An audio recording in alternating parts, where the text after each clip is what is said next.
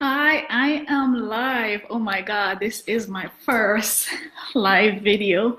Um, the cool thing about it is I was researching this week how I can do Instagram and Facebook Live both at the same time. So I have my computer and my phone, one on Instagram, one on Facebook Live. So I'm super excited. I know I'm a bit late to this live feed thing and live broadcasting, but I see that my head is cut off on the Facebook, but oh, it's cool. Probably have to push back a bit more. But anyways, I know I'm a bit late to doing Facebook Live and Instagram Live, but I am still, I don't know, I am super excited right now. But what I wanted to do this live video about is to go through a simple process that I use to help business owner clients save anywhere from $5,000 and up each year just by doing tax planning so that they can keep more cash in their business. And this is without them spending all their money, because a lot of times when people look to save money on taxes, they never have the cash because they're spending a lot of money in order to get those deductions. So I'm going to go through a simple process and some areas that you can look at in your business to see how you can keep some of the cash in your business. And I am live, oh my God. But anyways, I'm doing this. I am doing this completely live, so bear with me. So one of the things that I look at in my program, that one of the things how I help business owners to save, to generate more profit and more cash flow, one of the things that I look at in their businesses are their tax planning, because having more access to cash in your business can help you do a lot of things. It can help you invest in more marketing campaigns to get new clients. It can help you give you the time freedom that you want. And I see a lot of time business owners are losing money because they don't have the right planning strategies in place. And I've also mentioned before that, you don't have to be, Warren Buffett or a big millionaire to be able to save money on taxes. There's some simple things that you can do even when you just start your business in order to save some money. And so what happens is, what I focus on is you having the actual cash, because what normally happens is, you may know that, okay, I save $5,000, but you don't really see the cash because, you weren't able to pull that actual cash from the business. So how do you save money and also have the cash sitting in your bank account? And I think that's one of the things that business owners should do, since everyone knows that cash is king, and the more cash you have in the business, the more you can grow, the more you can invest your money, the more you can just do the things that you want to do. So I'm going to jump right in right now. So the first thing is, at the beginning of every year, when you come up with your projection, a lot of business owners will say, well, I'm going to make an extra, say, $150,000, or want my revenue goal to be, say, $5,000. So once you have established that and you're implementing, you're doing the things that you should do on a daily basis to, increase your client acquisition, and you see the revenue start coming in, then the next step is, how are you going to keep a lot of the money? We've always heard this saying, is not how much you make, it's how much it's how much you keep, right?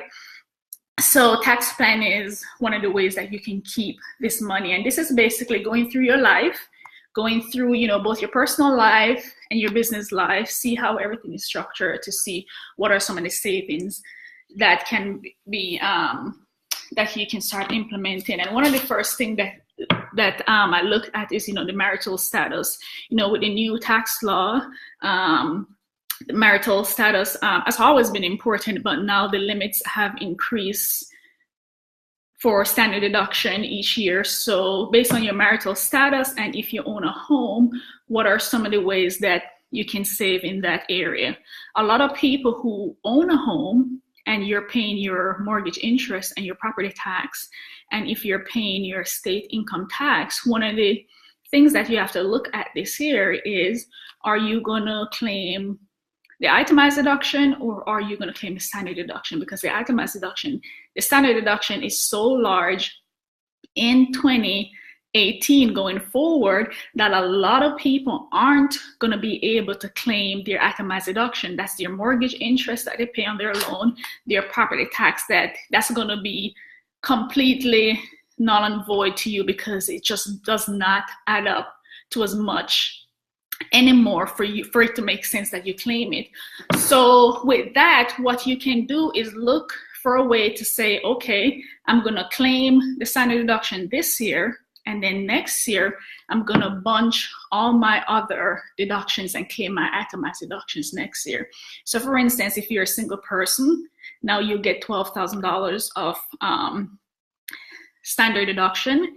And if you had a mortgage, you have the property tax and your state income tax and also your charitable contribution. If those add up to say, 14,000. So you see 12 versus 14,000 is not a lot of difference. So what you can do is basically look at your property tax, your state income tax, and your charitable giving to see how you can bunch those in the next year so that this year you take the $12,000 and next year that you can take pretty much a larger itemized deduction, because now you would have 2 years of deductions for those items because you're going to pay them on a different period of time, so that will add up. The next thing is, what type of income are you earning in your business? I know probably a lot of you guys have heard that the types of income you make, they're taxed differently. If you are say an LLC and you're self-employed and all of that, that you pay a whole lot of taxes. So based on the type of income that your business is making, if you're getting capital gains and so forth, then your tax rate is going to be a bit lower. And how you're organized, if you are in the US and you are filing as an American resident or a US citizen, one of the things that you have to know that the entity that you pick affects how much tax you pay, and the difference can be large.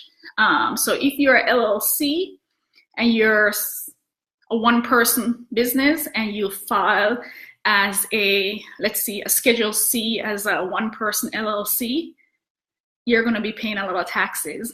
If you are a LLC with 2 persons, so that means you'd file as a partnership, then the tax rate for those entities are much higher. What a lot of people will do is to elect to be taxed as an S corporation. But when you elect to be taxed as an S corporation, you still have to look at the numbers and to see, are you actually saving money? Because I see a lot of people, even though they elect to be taxed as an S corporation, they don't really understand how it's taxed differently. So even though they have that structure, they're not saving any money because they don't completely understand what areas are they saving on. For example, S corporation have, you basically save money because you get to save on your Social Security taxes, and your, what do they call it, self-employment taxes, or FICA. And if you are so if you elect to be an S Corp and you put yourself on payroll and all the money your business earns goes through your payroll processing, just know that your S Corporation status does not save you any money at that point, just because you're not able to basically what's the word I'm trying to find? You basically put yourself back in the same position you were before you elect to be the S Corp, because your payroll is going to take all of that FICA taxes, so you won't save any money from that point. And then you have some people that they find that being taxed as a C corporation is saving them money. The thing is with that is double taxation. I've run the numbers for 2018 with various income levels, and the S corporation is still the winner for 2018 going forward. C corporation, even though their tax rate is now 21%, but when you take that money out of the C corporation and takes it to your personal return, because you're going to pay yourself on all that stuff, then you're going to have to pay tax again on that money. And from the examples that I've ran, that the C corporation is still, the tax is pretty high on the C corporation, so the S corporation is still the winner. The other thing that you have to look out for is what we call what's now called the qualified business income in 2018. So there's a 20% business deduction of business income that's taken on your personal return.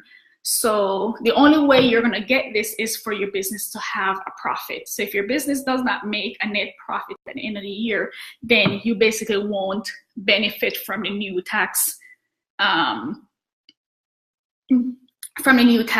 change with this 20% deduction. Because remember, what happens is there were deductions that were taken away, and then the 20% qualified business income replaces a lot of those deductions.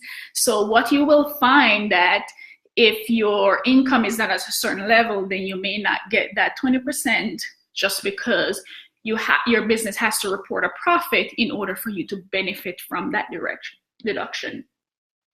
The other thing that you can look at is how are you hiring people?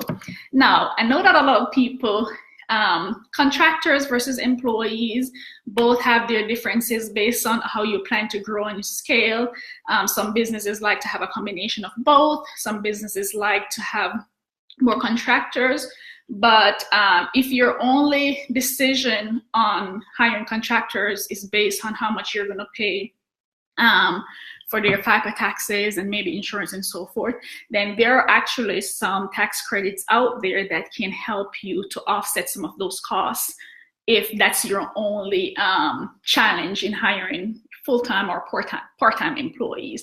That there are a lot of tax credits out there that based on your business, like here in Georgia, there's a Georgia retraining credit where pretty much any business with an employee can qualify for it. And it can be a substantial write-off on your state return. So if you're hiring people, there are a lot of credits out there for hiring people based on your location and based on the type of business that you have. So one of the things I look at to get are credit opportunities, because credits are dollar for dollar. Credits are way more important than deductions. So you're able to look at credit. And one of the other things you can look at, do you have children? If you have children and they're at the age where you can hire them to do simple tasks in your business, such as helping you with your social media, then that's one of the ways you can pull tax-free money out of your business. You can pull the cash from your business and basically pass it on to your child and have a way so that your child don't have to pay tax on the money. So if you have children and say, for example, you're,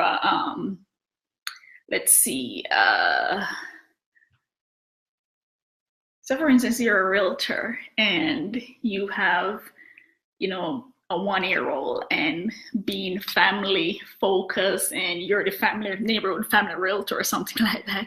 And if you have a picture with, you and your child, then you can pay your child a fee to model or to be in that photo. You can actually pay your child for that task. A lot of people will pay their children for simple, social media work, helping them with filing, just basic business tasks. It has to be actual work and it has to be documented. And that's one of the ways that you can pay your child the actual rate as if you would hire someone.